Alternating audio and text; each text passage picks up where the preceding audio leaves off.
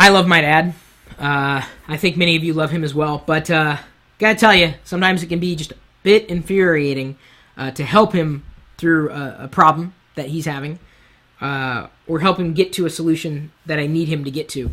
I had an hour-long conversation with him the other day about Dropbox, and he did not want to install the cloud on his computer. And I understand what he's saying. Try to talk him through the problem and the solution, but I couldn't quite get him over a few humps, and had to explain and de-explain things several times over on a topic that is pretty basic to me. There are times when people hurt themselves and they don't realize they're hurting themselves. And I've tried to explain to people like my father that sometimes they make it more difficult than it needs to be. I do my best to kind of remove those pain points. We've got a story posted on LockerGnome.com. How can you help clients protect themselves when they will not listen? It's a tough one. How many times have you sat in front of a friend's computer, family member's computer, only to realize they've installed just about every piece of crapware they possibly could have to download free ringtones and free music on their computer, meanwhile compromising the computer? Don't install that stuff. Yeah, but I want free music. Why don't you just pay for the music? I don't want to pay for music. Do you realize how much you're paying me to fix your computer? You could have saved so much money. You're paying me more than you would have paid for a subscription to get the music legally. Yet, they continue to hurt themselves. I'm very lucky because my dad and my mom don't do that. They don't pirate anything. They don't download anything to a fault other than through vetted app stores. I'm very grateful for that. How do you help people protect themselves when they won't listen to you? Stop installing that crap. They won't listen. How do you protect them from themselves? I've done my best to explain over and over and over again and try to put it in relative terms.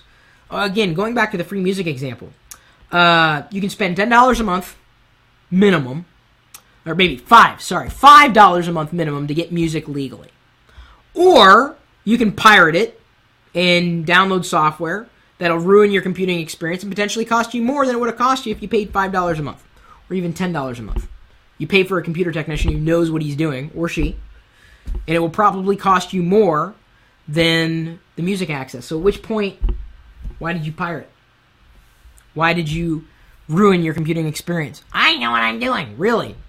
You've never been infected with spyware or junk that you installed on your computer because you were trying to circumvent the system. You were trying out a hack, a crack, a serial, whatever.